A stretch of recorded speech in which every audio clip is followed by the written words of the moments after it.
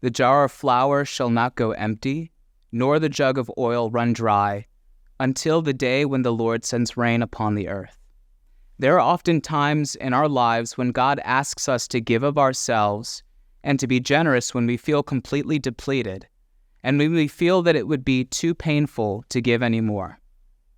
God demands of us a kind of radical generosity which just exceeds our natural powers to fulfill. And so, in our first reading for this Sunday, the unnamed widow of Zarephath is asked by Elijah for food when she has hardly enough for her son and herself. It's right in the moment of her deepest despairing that God seems to ask for one more thing, but he doesn't demand rudely or leave her to her despair.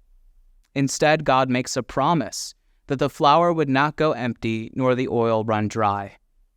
And this would be the proof of his careful love for her in the midst of her darkness. It's right in the moment of great need that God steps in and asks for us to walk in faith. So the widow provides a little cake for Elijah, and God keeps his promise to her so that for a whole year they can enjoy his miraculous providence. We see a similar scene in the gospel today. Jesus is carefully observing how the crowds are making their gifts to the temple, and he notices a single unnamed widow. She only gives a few cents. It's her whole livelihood, and Jesus notices.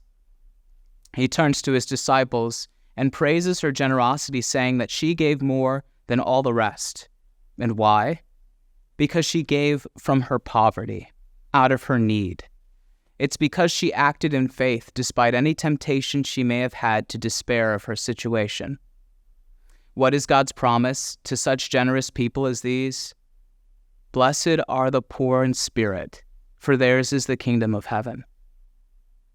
Perhaps you are in a desperate situation or a despairing place. Maybe you feel burned out and let down. All of us periodically experience spiritual darkness and dryness, and sometimes we may even feel as though God has forgotten us or abandoned us. On this Sunday, I want you to know that God offers you this promise.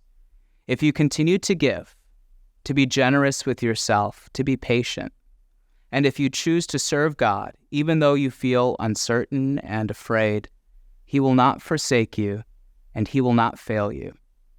Your jar of flour will be more than enough. Your spiritual oil will overflow.